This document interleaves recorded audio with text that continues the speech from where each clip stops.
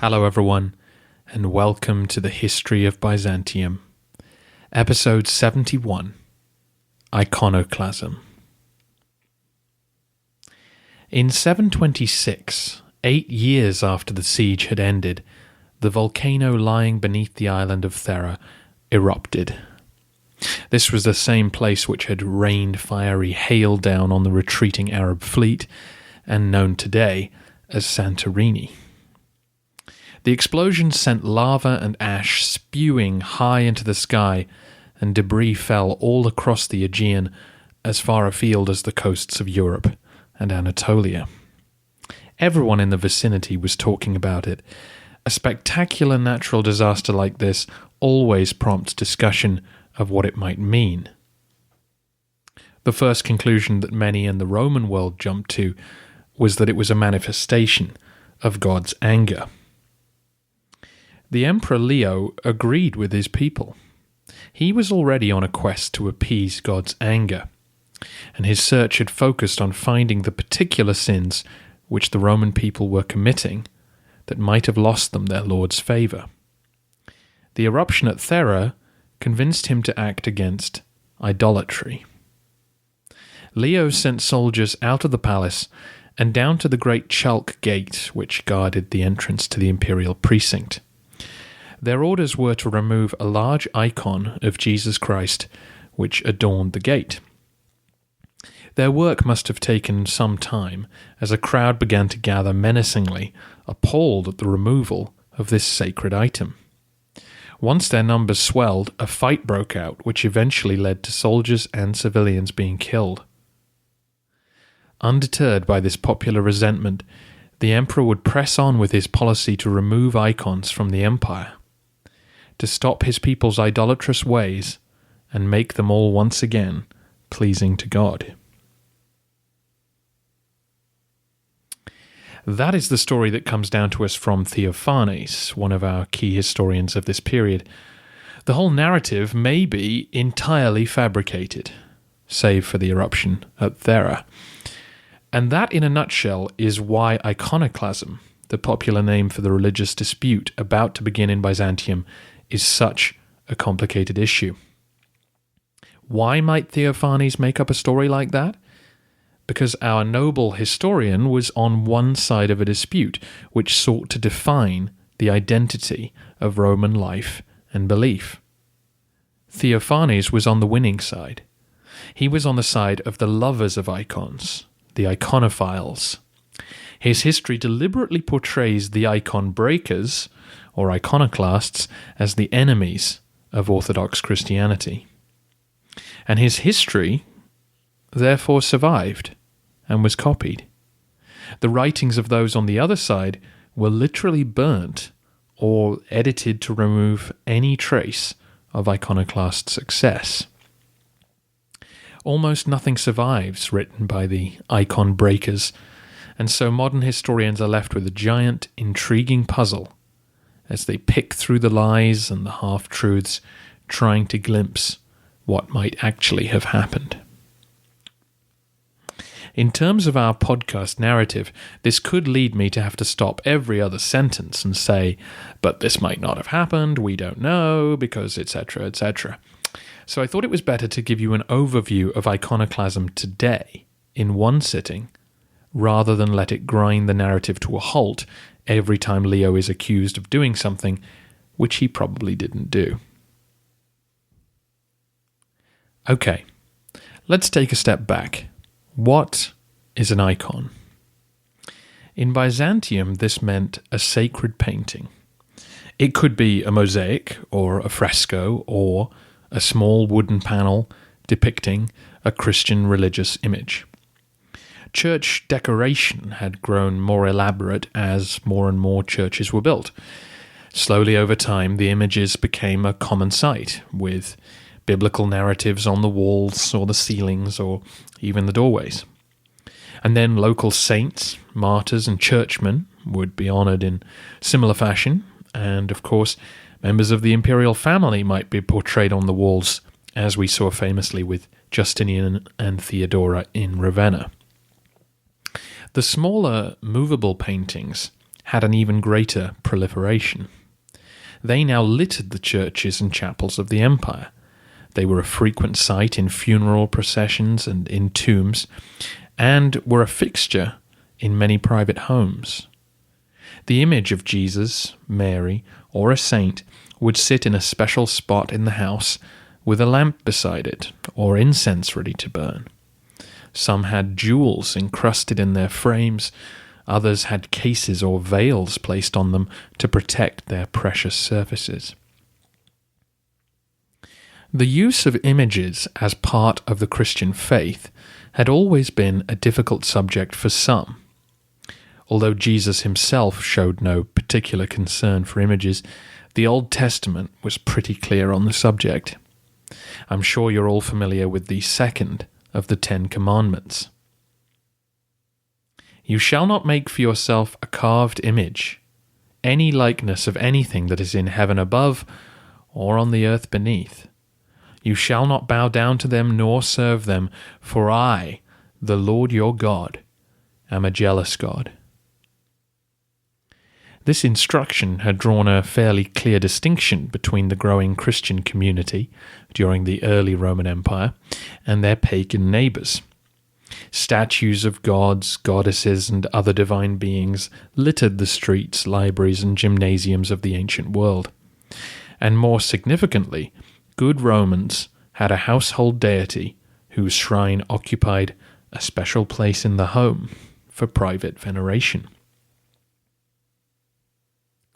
It's only natural from a cultural point of view that as the empire converted, its art transferred from pagan to Christian forms. There were always some amongst the clergy who could see a contradiction in this. God had forbidden the worship of idols, and so the followers of Christ should not have anything resembling that. But the majority felt differently. The images of Jesus and the saints were not being worshipped in the same way that pagans had once sacrificed to Apollo. They were merely decoration, and in fact were a helpful guide to the illiterate. Those who had trouble grasping or remembering biblical stories would now have their attention focused by this new art. This compromise might seem harmless enough, but over time many of these icons had come to assume a greater significance. In the past I've discussed the cult of relics, which had a powerful place in Byzantium. Objects and clothes associated with the disciples began to be collected and housed in churches. The true cross, once discovered, was understood to allow direct access to some of God's power. You'll remember the emotional ups and downs of its loss and recovery during Heraclius's wars. And of course, during our 2 sieges of Constantinople, the icon of the Virgin Mary, the Outhihitria, was widely believed to have provided divine protection to the capital. That icon was said to have been painted by Saint Luke himself, but across the empire paintings of all kinds were being endowed with supernatural powers. They were said to ward off evil and perform miracles. Some were seen to bleed or cry. Scrapings from these paintings were taken to heal the sick. Their popularity grew throughout the 6th and 7th centuries, so that any local saint or martyr would have a shrine or special church dedicated to them, complete with icons that could be reproduced and sold or gifted to the faithful. It's no surprise that their popularity seems to have grown from the reign of Justinian onwards. As Romania was repeatedly invaded, the citizens of the empire began to seek divine protection rather than rely on the increasingly uncertain aid of the imperial army and church. It's a story I hope to get to at some point, but beleaguered Thessalonica is a perfect example of this. An imperial city alone in a sea of Slavic peoples which had been repeatedly assaulted by them and the Avars. Rarely did an army from Constantinople come to their aid, and so they turned to Saint Demetrius, who duly responded in a series of famous miracle stories. Citizens forced to hide in the hills of Anatolia when the Arabs or Persians were raiding turned to their local monasteries and relied on its holy men or the sacred relics they guarded for advice and for healing. Even the Emperor Heraclius fixed icons of the Virgin to his ships as he set off on the long trek to Ctesiphon. Everywhere, it seemed, people were looking for a personal assurance of divine support.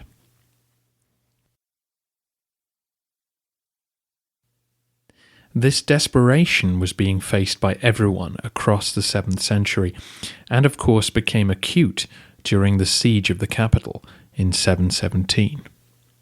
The very empire itself was facing extinction, and although Maslama did retreat, that didn't mean anything had been solved. God didn't allow the Arabs to march up to the gates of the Christian capital for no reason. It was a warning. It was a warning to repent and change your ways. The question was, what sin was being committed? What were the Romans doing that had lost them God's favour? Remember that this was a logical question for people to ask.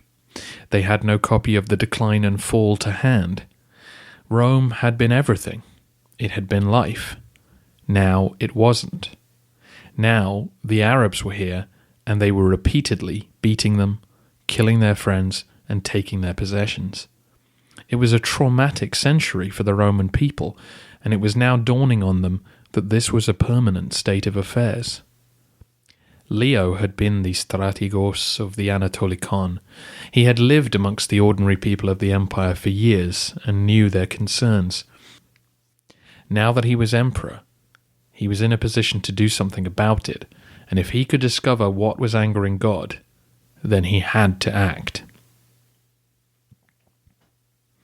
So why did icons, at this stage, become the focus of the debate? Again, it has to do with the psychology of defeat. Roman Christians had been criticized before for their idol worship by the Jews, who lived within the empire. Much ink was spent by authors defending Christian practice and arguing that Judaism was obsolete. The clinching argument for many was that the Jews had no kingdom, their temple was in ruins, and the Christians now ruled the empire. God had settled the debate in emphatic style. Of course, the problem now was that the Christians were losing. God, it would seem, agreed with the Muslims about how best he should be worshipped. The Arabs were strict monotheists who particularly disliked the idea that Jesus was placed on the same level as God and that his cross was venerated in public. In their eyes, that was Commandments 1 and 2 broken right there. The Romans had never had to deal with attacks on both their power and their truths at the same time. Even during the dark days of Heraclius's wars, no one had contemplated the wisdom of Zoroaster. But now there was a serious question to answer. The Romans weren't concerned about Islam being the new truth. They did, however, worry that their jealous and angry God, the one the Old Testament spoke about, was unhappy with them. And naturally, the noise coming from the caliphate was going to have an impact. In Syria, for example, the Christians loyal to the Orthodox faith were still writing about why the Jews and Muslims were wrong, and as the 7th century wore on, their treatises were increasingly filled with defensive explanations for the use of icons and religious images in Christian worship. Clearly, the taunts of the enemies of Christ were hitting a nerve that some had for centuries been warning about. God was not happy with the veneration which belonged to him being given to small wooden panels covered in paint. That, of course, simplifies the debate considerably, but hopefully conveys the issues which sparked this crisis. The problem we face, of course, is that we don't know what happened next because of our source problems. I don't normally do this, but let's just establish an outline of our narrative over the next century. The debate about icons surfaces within the empire, and as far as we know, Leo supports the thrust of the anti-icon argument. It's Leo's son, Constantine, who will take these ideas more seriously and begin to actually enact it as imperial policy, including the destruction of icons and other art and the persecution of those who defend it. Crucial to all this is that Constantine is a militarily successful emperor. During the siege, I foreshadowed the fall of the Umayyad regime. Yet another bitter civil war is coming to the caliphate, and once it kicks off, it will leave Leo's son in a position to appear like a conquering hero. We know that those victories were contingent upon the fall of the Damascus caliphs, but to the Byzantines, still coming to terms with their inferiority complex, it legitimized their emperor. His policies seem to have won back some of God's favor, and so they became more widely accepted. It's the military success of the government in Constantinople which drives the whole story of iconoclasm. In 787, so 70 years from where we are now, a new regime will come into power in the capital who will make it official policy to restore the icons. Not only that, but to enshrine them as part of Orthodox Christianity and destroy the arguments made by Leo's son. This new iconophile policy will last for about 30 years.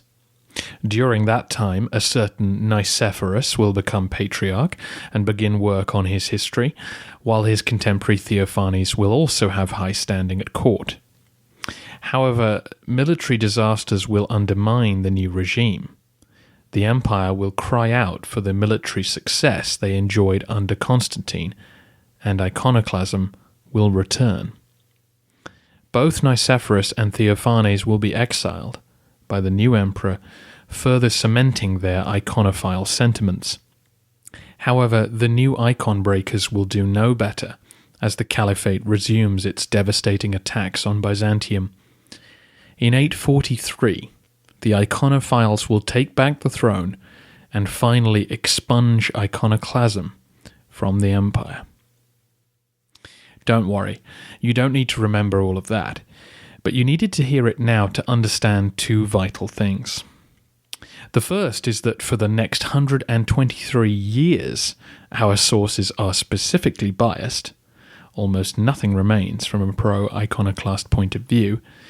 And the second is that the fate of this religious and cultural debate was determined by success on the battlefield. The majority of Roman citizens now live in Anatolia, and they had to come to terms with a permanent threat to their well-being. That sense of fear led to a crisis of identity, and the best argument that either side had was not intellectual, but military. Arab defeat signaled God's support for the sitting regime. I'm always looking for ways to see the similarity between people of the past and how we behave today. I know we've already discussed the logic behind this seemingly superstitious ideology, but obviously most of us today don't judge religious truth by military success. Perhaps a better analogy would be to look at our own preoccupation with economic growth. That seems to be the major concern for Western countries today. Delivering jobs and wealth for your people definitely seems to confer legitimacy on a government, even as we all know that the global economy operates with little regard for the policies of individual states, at least most of the time. I think one could draw an analogy to the Byzantine situation if we imagine that, say, China becomes ever more wealthy and Europe and America grow poorer. If that trend went on and on for a century, and the Chinese regime operated much as it does today, what would be the effect on our politics? Would we hear Western commentators start to agitate against democracy and workers' rights? We ought to create a system like the Chinese have in order to become wealthy like them. It's not a perfect analogy, obviously, but I think some of us might struggle to relate to the Byzantine sense of inferiority in the face of Arab success. But as you can see, people inside the empire were beginning to question their identity and ask what could be changed and what could not about Roman Christian behavior. Having simplified iconoclasm, let's complicate it a bit. Dozens and dozens of books have been written about this period, in part because we know so little about it. Theories fly back and forth on many issues, but one central feature of the analysis stands out. This was not just about icons. Leo came to power on the back of 6 other emperors in the last 2 decades, and then the siege. His priorities were to get the state functioning again and shore up the legitimacy of his new dynasty. His son would feel very much the same way. They wanted more money for the government, more loyalty from the bishops and soldiers at their command, and more obedience from their subjects. They wanted everyone pulling together if they were going to protect the empire from the Arabs and stay in power themselves. Defeat had undermined the propaganda of the state. The Roman government claimed on its coins and in its law books that God granted them victory, and that's why they ruled. People could see through those claims and trusted local sources of authority and spiritual power more than Constantinople. An attack on icons, then, was also an attack on the decentralization of power. Through that mix of motives, we can be certain that this was not simply about idolatry. The government pursued policies which would benefit them, and icon breaking was just one part of that. As we discussed in the siege episode, the Byzantines did all the practical things that we would do to try and win a war. Regaining divine favor was of course the ultimate priority, but there was plenty else being reformed at the same time. Similarly, opposition to the iconoclasts was not just about icons. An imperial edict on how correct worship should be performed in church was an attack on the authority of the clergy and on the monasteries. Most of the passionate opposition to iconoclasm comes from this quarter, and it seems that their resistance was not just about emotional attachment to religious images, but also about preventing the government from defining religious truth. The battle over icons naturally drew in those who didn't really care about spiritual art. Men who wanted to rise in the government would happily smash an icon, while the isolated and the exiled would naturally turn to the iconophiles as the opposition party. Churchmen were often in a conflicted position. Some joined the government in restricting icons, in part out of conviction, but in part to bring their flock back to the official church and away from their local devotion. While some felt passionately that God's power was ever present and could spring forth from an icon or a relic, or in the form of a holy man, wherever the Lord wanted it to. And they resisted iconoclasm as an attempt by the government to take away God's authority, and by extension, their own right to cultivate a following around a local holy site. As you can see, this was a society-wide issue, and rather than a superstitious argument about something we no longer care about, I hope you can see this was an empire-wide reaction to the trauma of defeat and the feeling of impotence in the face of the caliphate. This soul-searching brought up great emotional outbursts on each side and in many different directions. Finally, why is iconoclasm so important for our story? It's interesting that it's one of the few Byzantine words still in use in modern European languages. The echoes of its arguments have certainly been heard in Europe ever since, but it's more about what this debate does to the Roman character that I think will interest you. This century and more of national browbeating will change the Roman sense of self. The Romans had always been known for their universalizing mission. The empire could incorporate anyone who would follow its laws and respect its institutions. Even the conversion to Christianity had dovetailed with this desire. The strenuous efforts of emperors to find a compromise to the Monophysite debate shows this inclusive concern. Iconoclasm will see the Byzantines turn inward and seek answers. When they emerge in the mid-800s with icons at the heart of a definition of orthodoxy, they will have finally cut themselves off from their Christian neighbours. Those still in the caliphate won't have wrestled with the problem in the same way and will no longer fully recognize the emperor's faith as their own. Similarly, while icons were welcome in the West, they were not venerated there in the same way, and so their firm inclusion in the faith was at odds with papal policy. More than that, though, the Byzantines will have begun to see themselves no longer as the Romans of old, but the new Israel, as David Gyllenhaal argued, God's chosen people who must purify themselves in order to survive the never-ending threats surrounding them. That ideology marks a significant change from the Romans we've dealt with in our story so far, even if elements of it have been growing for some time. Iconoclasm, then, is a very important step on our journey from Rome to Byzantium, and I'll do my best to guide you through it. 3 more things before we go. For those who want to be rigorously accurate, the Byzantines actually referred to this struggle as iconomachy, the struggle about images.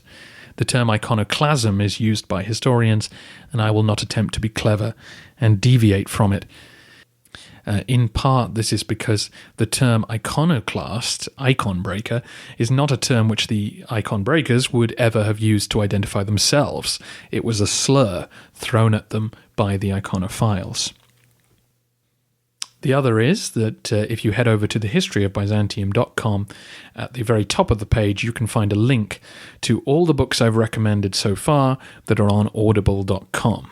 So if you're feeling an itch for an audiobook, head over there and you can find the link to the special offer that Audible have on the right-hand menu. It's also, once again, time for me to say thank you to Music Alley for the tune which plays us in and out. This track is by Rob Vandenberg, and there is plenty of good royalty-free music at musicalley.com. Next time, we will get into Leo's reign and talk about what he did and probably didn't do after the siege.